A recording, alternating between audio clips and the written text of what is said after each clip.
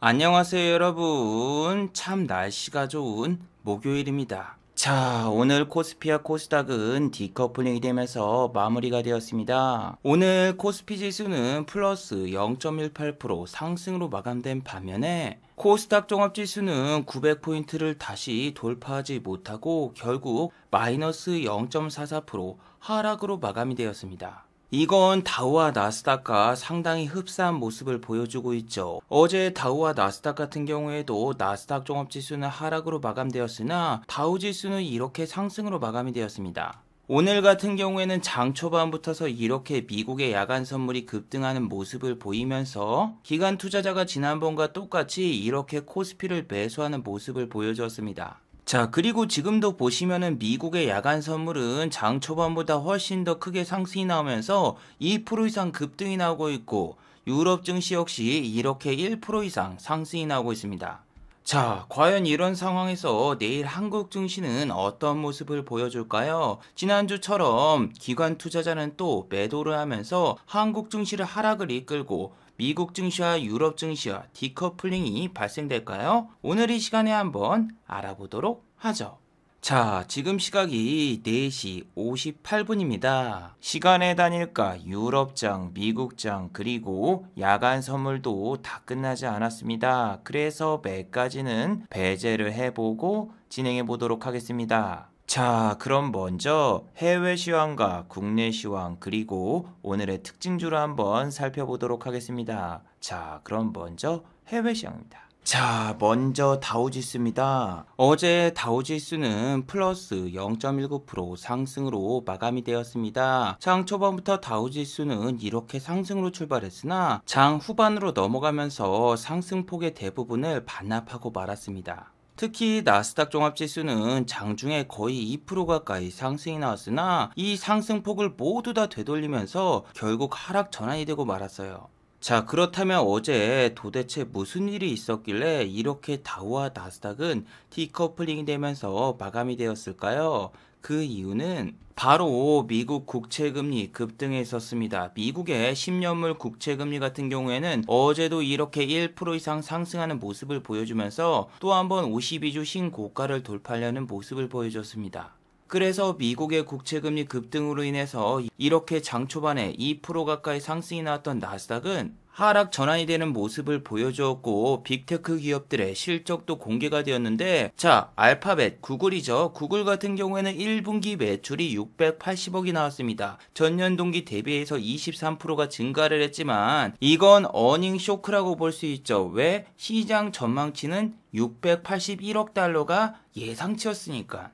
그래서 구글 같은 경우에는 어제 보시면은 이렇게 시간의 단일가부터서 마이너스 2.48% 하락 중이었죠. 그리고 장이 개장된 다음에 보시면은 마이너스 3.67% 하락으로 마감된 걸 보실 수 있어요. 반면에 공매도의 제왕 빌 게이츠 아저씨의 마이크로소프트는 어닝 서프라이즈를 기록했습니다. 전년 동기 대비해서 매출이 무려 18%가 증가한 494억 달러가 나왔고 순이익은 8%가 늘어나는 모습을 보여주면서 시장 예상치를 상회하는 모습을 보여주었습니다. 하지만 마이크로소프트도 장 초반에는 이렇게 거의 8% 가까이 상승이 나왔지만 상승분의 반 정도를 반납하면서 플러스 4.81% 상승으로 마감이 되었어요. 자, 저렇게 마이크로소프트가 상승한 덕분에 드디어 카카오가 오늘 1.02%나 상승하는 모습을 보여주면서 기관 투자자 특히 단타의 제왕 금융투자가 매수를 했고 사모하는 사모펀드와 연기금의 소량 매수로 오늘 상승으로 마감이 되었죠. 물론 네이버 같은 경우에는 오늘도 반등이 나오지 못했습니다. 분명 아침까지만 해도 플러스 1.96% 거의 2%대 상승이 나오면서 출발했는데 이건 장 초반 5분 잠깐 상승이 나오고 그 뒤로 상승한 적이 한 번도 없었죠. 참고로 여러분 오늘 같은 경우에는 빅테크 기업 페이스북 메타의 실적 발표도 여러분을 기다리고 있습니다. 자, 메타 같은 경우에는 이미 실적을 발표했습니다. 자, 메타의 1분기 매출 같은 경우에는 전년 동기 대비해서 7%가 증가한 279억, 한국 돈으로 35조가 발생이 되었고 순이익 같은 경우에는 21%가 감소한 모습을 보여주면서 74억만 달러를 달성했습니다. 참고로 어제 실적 발표하기 전 메타 같은 경우에는 실적 발표 기대감이 전혀 없어서 이렇게 마이너스 3.32%나 하락한 모습을 보여주었어요. 그런데 말이죠, 여러분, 넷플릭스와 다르게 페이스북 같은 경우에는 어떤 게 있죠? 바로 페이스북 1일 활성화 사용자 수 같은 경우에는 작년 말보다 무려 3천만 명이 증가가 되었습니다. 그래서 지금 페이스북 시간의 단일가를 보세요. 16.83%나 상승한 모습을 보여주고 있죠. 자, 그 덕분일까요? 페이스북이 저렇게 시간의 단일가에서 상승을 하자 네이버 역시 이렇게 시간의 단일가에서 0.71% 상승이 나왔으며, 카카오 역시 시간의 단일가에서 이렇게 0.56% 상승하는 모습을 보여주었어요. 그리고 여러분, 보통 미국의 금융주들이 움직일 때는 미국의 국채금리가 52주 신고가를 가거나 국채금리가 상승이 나오면은 똑같이 따라가면서 상승이 나오죠. 그런데 어제는 국채금리의 상승분을 전혀 따라가지 못하는 모습을 보여주더군요. 황금양말 골드만삭스 같은 경우에는 장 초반에는 1.95%까지 상승이 나왔으나 종가는 상승분을 거의 다 반납하면서 플러스 0.04% 상승으로 마감이 되었고, 모간 스탠리 같은 경우에는 어제 같은 날에 이렇게 마이너스 0.19% 하락으로 마감이 되었어요. 그리고 워렌 버핏 할아버지의 회사 버크셔 해서웨이 역시 보시면은 장 초반에 무려 7%의 급등이 나왔으나 종가는 마이너스 1.43% 하락으로 마감이 되었습니다. 아니 여러분, 지금은 미국 기업들이 실적이 잘 나와도 주가가 상승이 안 나오고 빠지는 경우가 많고, 또 미국의 국채금리가 상승이 나오거나 금리 인상 소식이 나와도 보험주와 은행주가 움직이질 않아요. 하지만 여러분, 한국 증시는 조금 다른 모습을 보여주었습니다. 오늘 보험주와 은행주 모두 다 좋은 모습을 보여주었습니다. 자, KB금융 같은 경우에는 오랜만에 이렇게 플러스 2.07% 상승이 났어요. 자, 차트만 보셔도 미국의 금융주와 상당히 다른 패턴을 보여주고 있는 게 한국의 금융주인데, 한국의 금융주 같은 경우에도 전날에 코스피 코스닥이 급락이 나왔을 때 이렇게 마이너스 3% 하락하는 모습을 보여주었지만, 오늘은 지수가 반등이 나왔을 때 이렇게 따라가는 모습을 보여주었어요. 이건 다른 은행주, 기업은행 같은 경우에도 마찬가지였는데, 기업은행도 보시면 어제 이렇게 마이너스 1.79% 하락이 나왔지만, 오늘은 어제 하락분보다 더 큰 상승이 나오면서 플러스 2.27% 상승으로 마감이 되었습니다. 자, 수급을 보시면은 단타의 장 메릴 린치가 이렇게 대량으로 매수한 걸 알 수가 있고, JP 모건 같은 경우에는 이렇게 매도한 것으로 나오는데, 네, 금융주의 불안 요소가 바로 이거죠. JP 모건, 메릴 린치, 모간서울 전부 다 단타 전문으로 하는 기관들이 이런 창구를 이용을 해서 오늘 금융주들을 모두 다 끌어올린 게 상당히 불안 요소 중 하나죠. 자, 보험주 삼성생명 같은 경우에도 보시면은 단타의 장 UBS와 JP 모건이 매수를 했는데 매수 수량은 그렇게 크지 않아서 큰 의미는 없습니다. 자, 그런데 여러분, 여기서 재밌는 사실이 뭐냐면은 옵션 만기일 기간주에 이렇게 롯데손해보험 같은 경우에는 막판에 올렸고 만기일이 끝나자마자 요렇게 11%를 급등시키는 모습을 보여주었거든요. 하지만 여러분, 거래량이 이렇게 빵 터지면서 위로 올라갈 것처럼 보였던 롯데손해보험은 거짓말처럼 옵션 만기일주가 전부 다 끝나고 난 뒤에 횡보를 하다가 요렇게 다시 제자리로 돌아왔어요. 수급을 보시면 정말 가관입니다. 옵션 만기일주에 이렇게 외국인 투자자가 확 땡겼다가 만기일주가 끝나니까 찔끔찔끔 7번으로 나눠서 팔았죠. 물론 롯데손해보험 같은 경우에는 공매도가 되지 않는 종목이라서 공매도는 그렇게 신경 쓰실 필요가 없습니다. 천주, 2천주 이거는 2,000원짜리 주식이기 때문에 천주교 신자도 아니고 천주 공매도 쳤다고 주가에는 아무런 영향이 없어요. 그리고 하나손해보험 같은 경우에는 실적 호조 뉴스가 나오면서 이렇게 옵션 만기일 기간에는 전혀 상승이 안 나오다가 롯데손해보험과 전혀 다른 모습을 보여주면서 옵션 만기일이 다 끝난 그 다음 주에 갑자기 확 올리더니 결국에 다시 제자리로 돌아왔습니다. 자, 롯데 손해보험과 마찬가지로 하나 손해보험 역시 공매도가 금지인 종목이기 때문에 시장 조성자의 공매도밖에 없어요. 그래서 이렇게 소량의 공매도는 신경을 전혀 쓰시지 않아도 되고, 오히려 수급을 잘 보세요. 외국인과 기관이 여러분들을 가지고 놀고 있죠. 잠깐 주가가 7% 8% 급등을 했다. 그 다음날 먹튀를 하고 튑니다. 근데 주가가 여러분 어떤가요? 빠지질 않았어요. 외국인 투자자가 빠졌어도 기관 투자자가 받아줬기 때문에 주가는 하락이 전혀 나오지 않았어요. 그래서 아직까지 주가가 하락세로 넘어갔다라고는 말씀드릴 수가 없는데, 중요한 거는 여러분 손해보험 관련주라던가 은행주 같은 경우에는 보통 코스피 코스닥 지수가 내릴 때 경기 방어주 성격을 가지고 있기 때문에 오히려 지수가 하락할 때 상승이 나오는 경우가 상당히 많아요. 하지만 지금은 환율이 여러분 1273원입니다. 이제 1300원대요. 이거는 거의 리먼 사태급으로 환율이 올라왔는데, 환율이 1300원대는 리먼 사태 때 후반때 2010년도로 제가 기억을 하고 있고, 저 같은 경우에는 리먼 사태 때 해외에서 유학 생활하고 있었기 때문에 정말 고생했습니다. 아니, 그 당시에도 달러 같은 경우에는 1,500원까지 돌파가 나왔었는데, 지금 같은 경우에도 환율이 거의 지금 막 1,300원대는 당연히 막 돌파할 것처럼 보이죠? 그리고 여러분, 어제 영상에서 외국인 투자자의 환차손을 환차익으로 잘못 얘기했습니다. 자, 여러분, 제가 영상을 만들 때 어떻게 만드냐면은 1분 단위로 끊어서 만듭니다. 1분 동안 이야기하고 여기다가 놓고 그 다음에 이어붙이기를 해서 이렇게 영상이 완성이 되는데, 한 번 영상을 만드는데 드는 시간이 보통 5시간이에요. 그래서 영상 길이가 뭐 20분, 30분이 돼도 들어가는 시간이 3시간에서 5시간 정도가 걸리기 때문에 이게 상당히 고난이도의 작업입니다. 예를 들면은 방금 제가 했던 이 이야기를 제가 다시 한번 들어봅니다. 그리고 틀린 부분이 있거나 혹은 발음이 새는 부분이 있으면은 다시 재녹음을 하죠. 그래서 여러분들이 댓글에도 지적을 해 주셨다시피 제가 개인 투자자분들의 환차익 이야기를 하다가 그 다음에 또 외국인 투자자 이야기를 붙여서 넣다 보니까 외국인의 환차손을 얘기한 게 아니라 외국인의 갑자기 환차익 이야기가 가면서 3000% 빠졌죠. 그래서 여러분들이 이야기한 게 맞습니다. 외국인 투자자는 환율이 오르면 오를수록 어떻게 됩니까? 환차손이 발생이 되고 그 덕분에 주식을 파는 거죠. 그리고 달러 환율이 높을 때 주식을 사면 외국인 입장에서는 주식을 좀 더 싸게 살 수 있고 이득이 아닌가 이렇게 생각하시는 분도 있겠지만, 여러분도 그냥 차트만 봐도 머릿속에 생각이 들죠. 달러 환율 1300원 찍겠네. 그러면은 더 비쌀 때 그때 사도 되는 거고, 굳이 주식을 살 필요 없이 공매도를 때려버리면 되죠. 코스닥 같은 경우에는 공매도 잔액이 벌써 12조 원을 돌파했다라는 뉴스도 나왔죠. 참고로 코스피의 공매도 같은 경우에는 작년 5월달에 공매도 재개 이후에 사상 최고치를 기록하고 있습니다. 외국인 투자자와 기관 투자자의 코스피 공매도는 12조 원을 돌파했어요.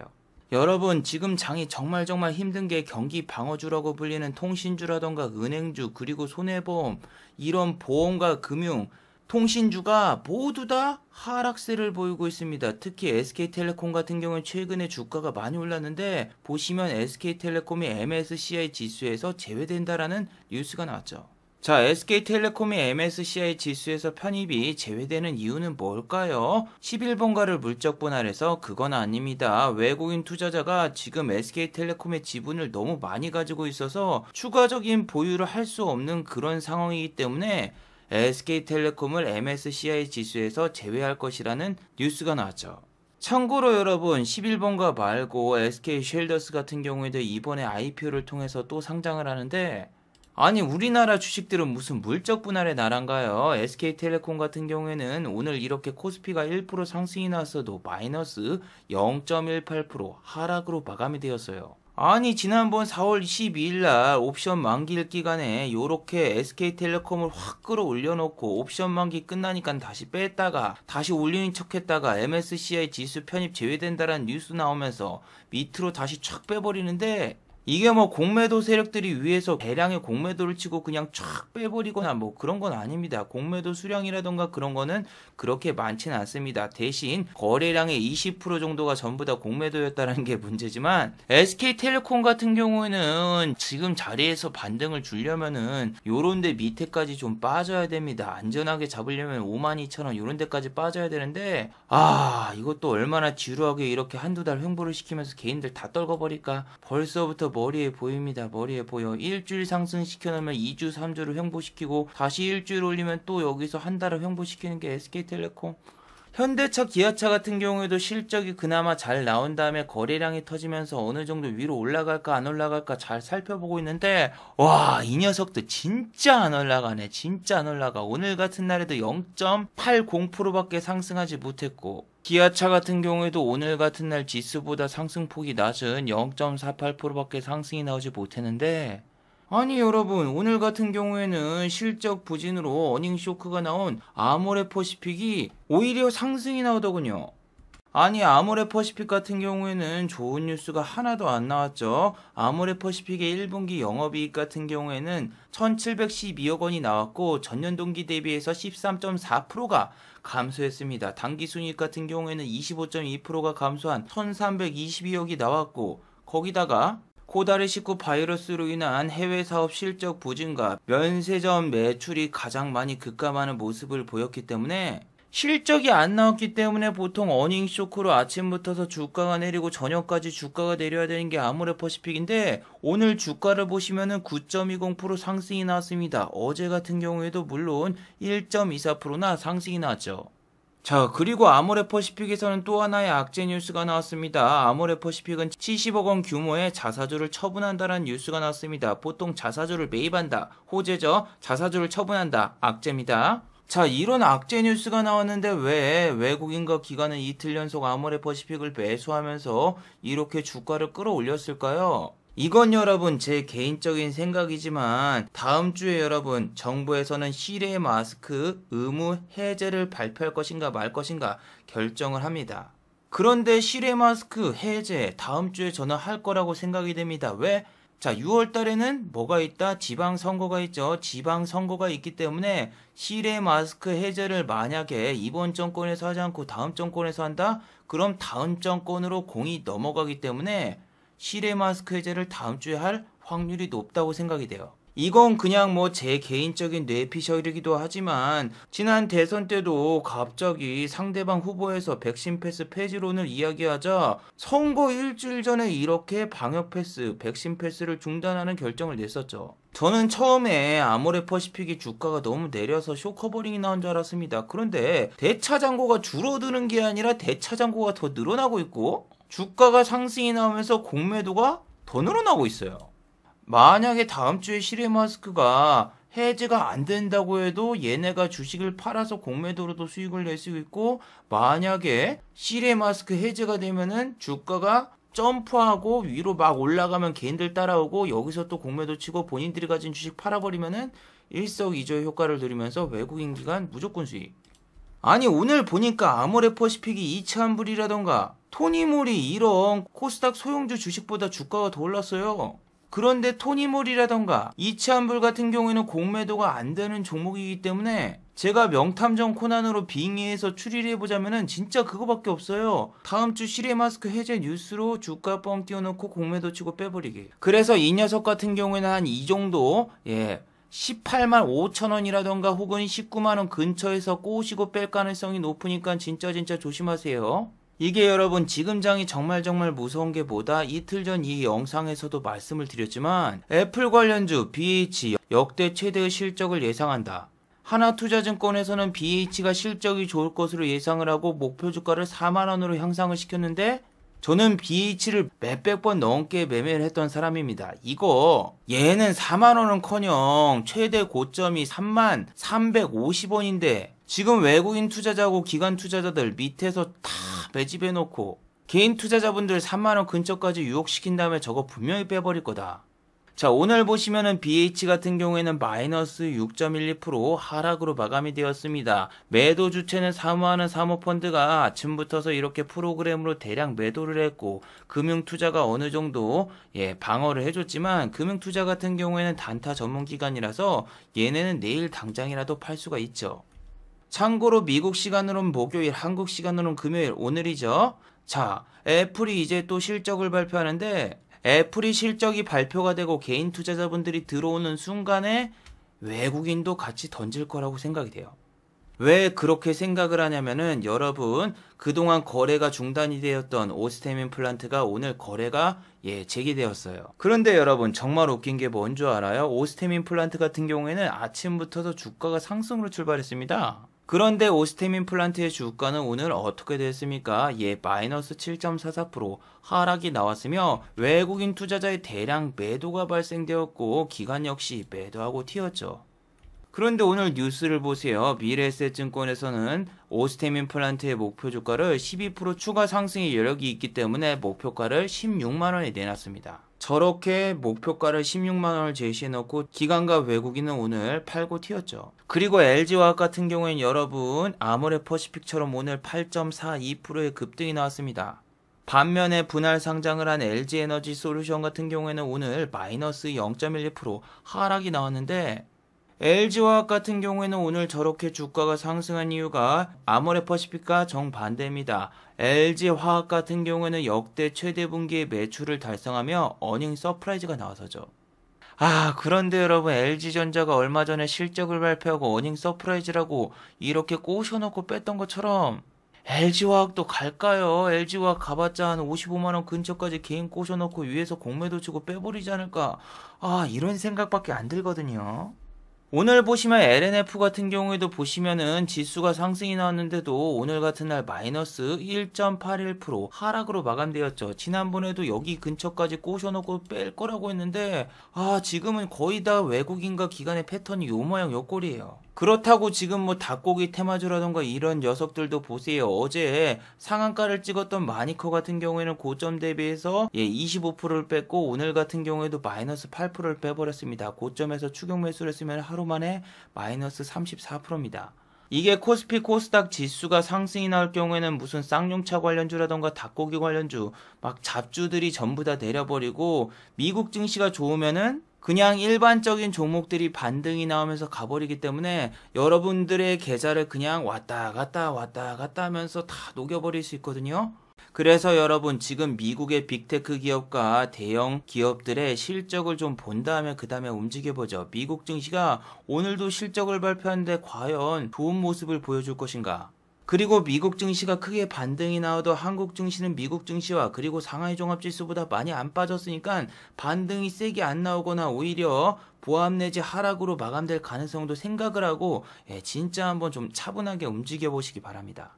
자, 마지막으로 한번 정리해 보도록 하겠습니다. 1번, 환율이 1270원을 돌파했습니다. 오늘은 어제보다 환율이 더 급격하게 상승이 나왔고 외국인 투자자는 오늘도 코스피와 코스닥을 매도했죠. 기관은 소량 매수를 하였지만 이건 미국의 야간 선물이 상승이 났기 때문에 프로그램 매수를 통한 매수일 뿐 실질적인 매수세는 그렇게 크게 없었습니다. 환율이 앞으로도 이런 식으로 크게 상승이 난다면은 외국인 투자자의 매도세는 계속될 수 있으니 꼭 주의하도록 하세요. 두 번째, 실외 마스크 해제를 지켜보도록 하죠. 오늘 아모레퍼시픽이 다른 코스닥 화장품주보다 훨씬 더 큰 상승이 나왔습니다. 아모레퍼시픽은 자사주 처분의 이슈와 어닝 쇼크라는 아주 큰 악재가 나왔는데 오히려 주가가 상승이 나왔죠. 실외 마스크 해제 뉴스가 나온 다음에 고점에서 아모레퍼시픽은 대량의 공매도를 치고 뺄 수 있기 때문에 꼭 주의하도록 하세요. 자, 유튜브 광고도 끝까지 시청해주시면 정말로 고맙겠고 좋아요와 구독하기도 많이 눌러주시면 정말로 고맙겠습니다. 그리고 또 어제 생방송 전에 저를 후원해주신 정말 고마운 분들이 계셨네요. 네, 제 유튜브 영상 밑에 있는 투네이션 후원하기 버튼을 눌러주시면 저를 후원해주실 수 있는데 오병희님 후원 5,000원 정말 감사드립니다. 자, 다들 수고하셨고 즐거운 평일 되시기 바랍니다. 다들 수고하셨습니다.